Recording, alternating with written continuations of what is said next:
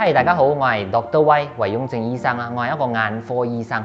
所以有一個問題幾有趣嘅就係、有啲人問我，其實呢個眼除咗睇嘢之外，有冇其他功能啊？呢個其實除咗睇嘢之外，佢真係有其他嘅功能啊。都好似我問你啊，你有冇試過喺啲比較黑嘅地方、比較暗嘅地方，一入到去又唔知點解咁黑眼瞓，好想瞓覺。呢個係正常嘅，呢個係我哋 body 一個 system 叫做circadian system 啦。佢嘅華語係晝夜節律啊，即係講佢嘅你嘅頭腦入邊有個 system 係去睇，而家係夜晚黑係時候瞓覺。所以佢暗嘅地方咧，我哋閂咗燈你就好容易瞓覺。尤其是係開會嘅時候，或者真係睇嗰啲 presentation 好暗嘅時候，真係好緊要瞌眼瞓。所以呢個係正常㗎，呢個係你嘅 body 就係咁㗎啦。OK， 所以眼係點樣咧？有啲人問我，呢個細路哥盲咗喎，你仲要開刀做咩咧？其實你都睇唔到，佢咁大個字都睇唔到，仲做咩咧？所以我又同你解釋，其實係啱。雖然講我哋睇唔到幾大個字都睇唔清啦，但至少睇到光，佢知道係咪朝頭早或者係夜晚。呢個for細路哥係好緊要，因為如果你有細路哥，你應該知啦。如果係夜晚黑同你呢度搞呢度跳嗰度跳啊，你有頭暈㗎，同你講。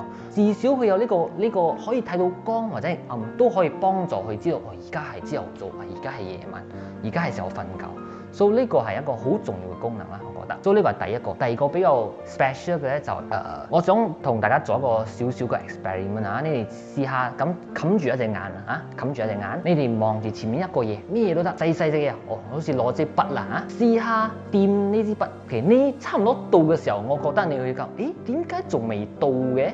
係到咗未咧？直到你掂到到咗啦。但你而家再做一擺，兩隻眼開住啦。你而家掂，咁簡單啊！我一睇就知道大概仲有幾遠。一隻眼係做唔到呢個嘢嘅。呢個係叫咩？呢個係 3D 啦。即係講一隻眼你冇 3D 嘅話，你係其實咩嘢都係 2D 嘅。即係講你唔知道嗰個距離係幾遠。所以你一個眼揸車嘅話咧，其實係好危險下，因為你淨係可以睇到嗰架車越嚟越大個啦。應該係差唔多撞到嘅時候啦，你就打 brake 啊！你淨係可以咁樣嚟教自己點樣 judge 嗰個 distance。所以呢個都係一個好特別嘅功能。即係講除咗睇嘢之外，呢個 judge distance，比如講你揸車啊、行路啊、攞嘢啊，你試下一個眼去攞嘢睇，比較艱難多。OK， 所以呢兩個係比較 special 嘅一個 feature 啦，而即係睇嘢之外。如果你哋有咩關於眼嘅問題想我講多啲嘅話，可以喺下低呢度留言啦。我哋下集再傾，拜拜。